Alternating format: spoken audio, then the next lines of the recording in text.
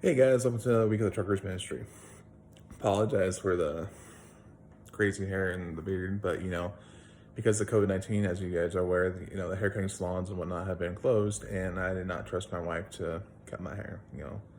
Might need to shave everything completely if she did it. Um, I realize that the hair cutting salons are open now, but I just don't want to fight the crowds to get her done. But yeah, joining us today is Mr. Manning. So you can tell he is super excited. We got Mr. Julius. And we have Mr. Jackson. As you can tell, all three are just super into this. But yeah, this week we're going to talk about the book of Jonah. It is found between the books of Obadiah and Micah in the Old Testament. But before we go any further, let's have a few announcements. About that owner-operator semi-truck stuff. This week, for those of you who don't follow on Instagram yet, I bought a semi-truck. Yeah, I am a little in shock about it, but yeah, I bought a semi-truck. It's a 2003 Volvo. Had 1.3 million miles on the odometer, but has a newer Cummins engine in it that has 400,000 miles on it, and it was weirdly well taken care of.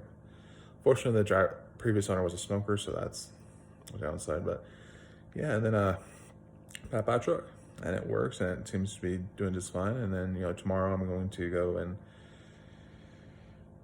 take ownership of it, go get emissions tests, and get ready, clean it out, and get ready for work on Wednesday. I signed on with T&D Trucking. It's a small mom pop place company here in Denver, Colorado, and yeah, I'm excited to start earning some more money. And I feel like we got another announcement, but I can't remember off the top of my head. So stay tuned later this week, or we'll know about it next week. Yeah, without further ado, let's dive into the Book of Jonah. So if you're my age, you probably watched VeggieTales Jonah story.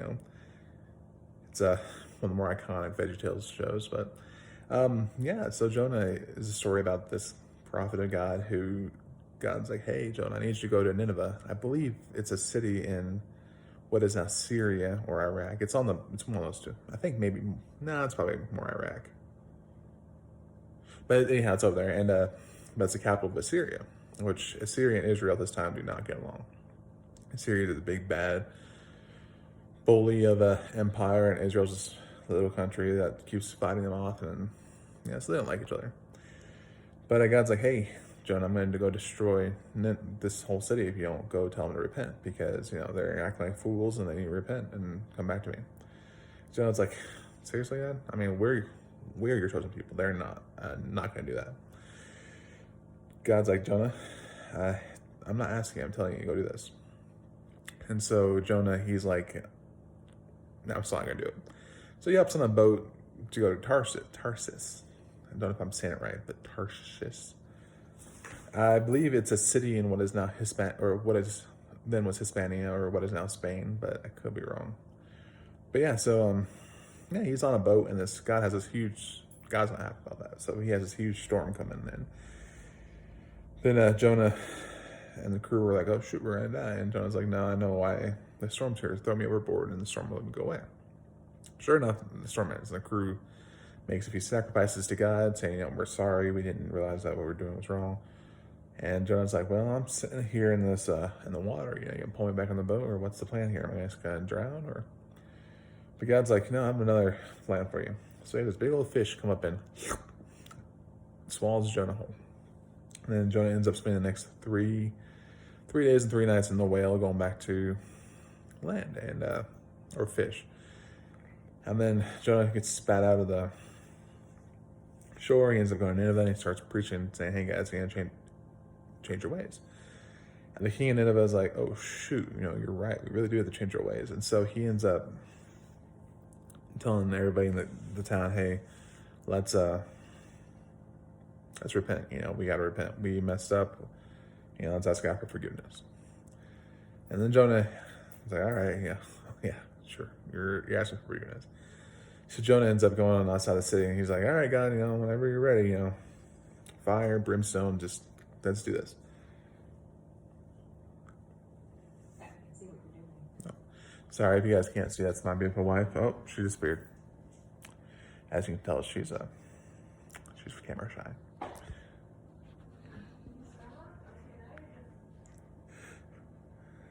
Sorry, she's not decent yet, so she doesn't want to be seen by anybody.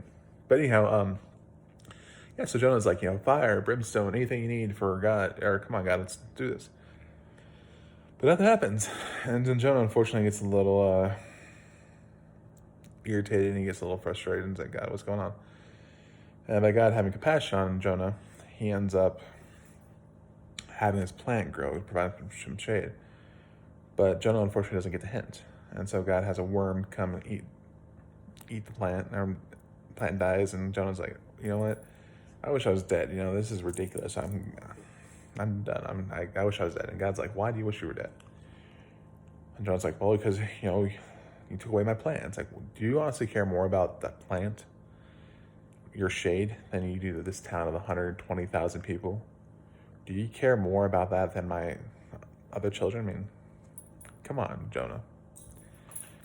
I'm a compassionate, merciful God. I care about my kids and I care about my people.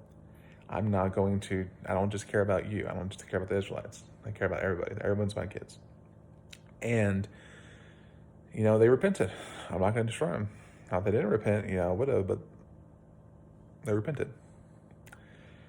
And unfortunately, the story ends with that. But one of the biggest takeaways in this is compassion.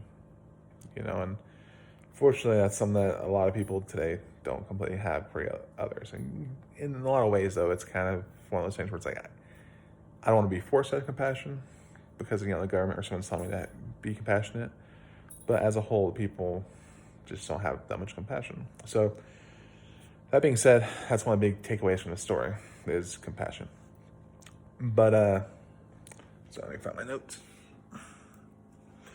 So one of the big takeaways from the story is God's path for us and God's direction for us. Oftentimes we see an aspect in our lives or we see something that we feel like we're being led to do something in our lives, and God's like, do this. And we're like, no, we don't want to do that. That's not what we're supposed to do. That's not the plan. And for me, for example, that was being in the NFL.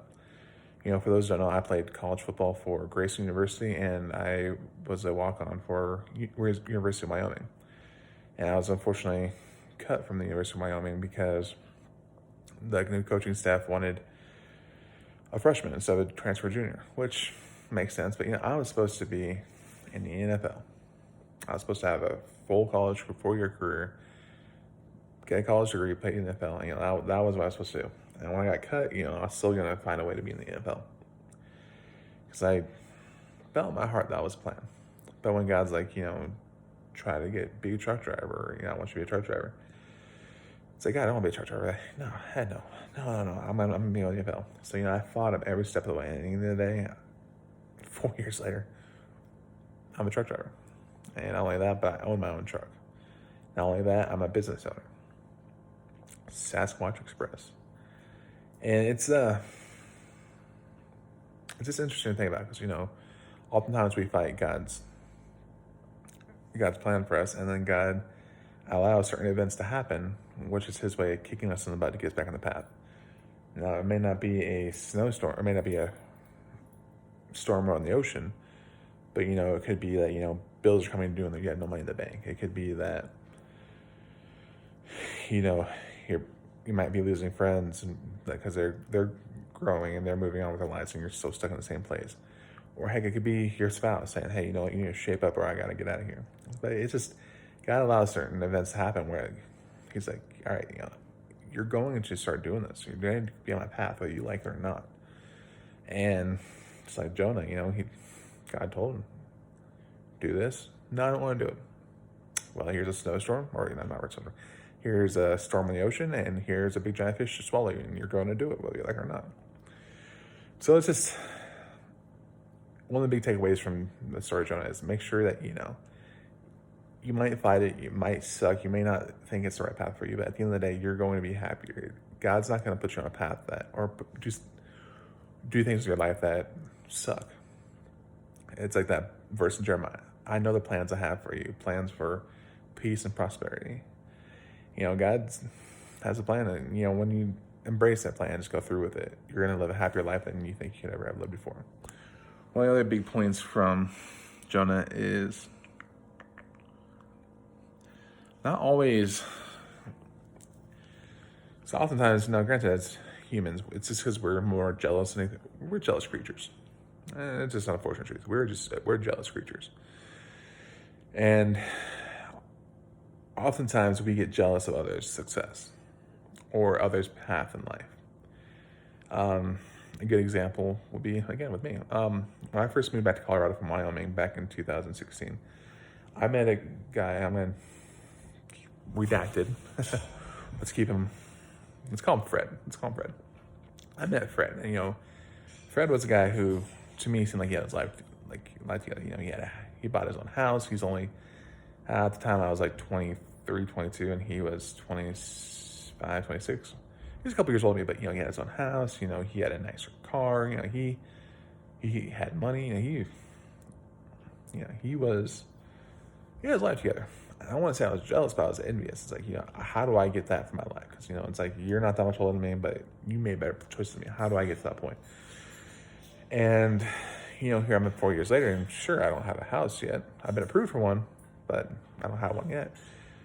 But I'm not envious of him. I have my own stuff. I have a beautiful wife. I have a nice apartment. I have 2 cars. I have a semi-truck. So the point I'm making is oftentimes we see other people's lives and we get a little jealous of them. It's like, God, why can't I have that life? Why can't that life be for me? Or why are you letting them have a good stuff, not me? And while it sucks, and while you can be jealous, it's not good to be jealous. You gotta have faith. It's like, and also realize that sure, it sucks that he has that right now and I don't, but I want to bust my ass. I want to keep on God's path, because at some point in my life I'm going to have that too. But the biggest thing is just don't be blinded by other people's success, because at some point that's going to be you. And it's like, I know it's a cliche to say, but there's other people that look at your life and think the same thing. Sure, you may not think you're successful, but there's someone who thinks you are, and they want what you have. But be that example. Be the example that, sure, I'm not where I want to be at. I'm not on the end of my path yet.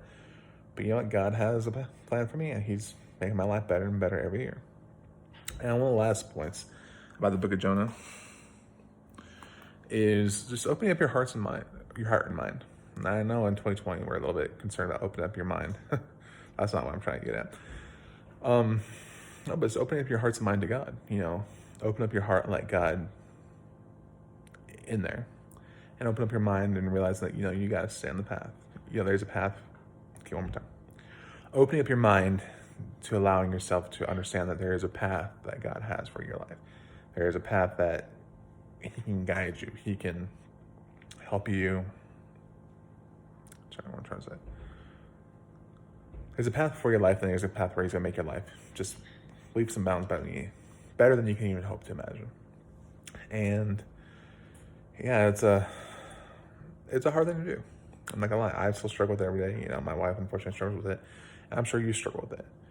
But it's a work in progress. Not everybody's gonna be able to do that overnight. But if you open up your mind and open up your hearts to God's teachings and God's love, and just allowing God in your heart and allowing God to direct your mind, you're going to have a far better life, and you're going to bless those around you. You're going to help everybody around you have the best life possible as well. And but yes, the book of Jonah, it's a very interesting story, because it's a story about compassion for those who maybe don't deserve it, who they might have been buttheads, but God is a compassionate, loving God, and He wants to help everybody, and He wants to love all those who turn to Him. And it's hard, but we got to make sure you don't fight God's will and God's path, because it sucks, but God's gonna find a way to kick you in the butt and get you back on it. We gotta accept God's plan and stay on that path. And sure, we will stumble, we'll walk off the path every now and then, but at the end of the day, God's gonna have. If we ask for God's guidance, He's like, all right, here, shoot, get back on the path. And and just accepting that, you know, God has different plans for everybody. God has different outcomes and different lives for everybody. And, you know, sure, you might be jealous of someone's life, but don't let that consume you and be like, all right, you know what? I'm happy for you. Sure, it stings that I don't have that in my life right now, but I'm happy for you, and I want to be able to open my heart and open my mind to God, because at some point I'm going to have something like that as well, and I'm going to be far happier because God gave it to me, and I'm not envious. I don't want to take it away from somebody else. And the last point too is just remember, open up your heart and open up your mind.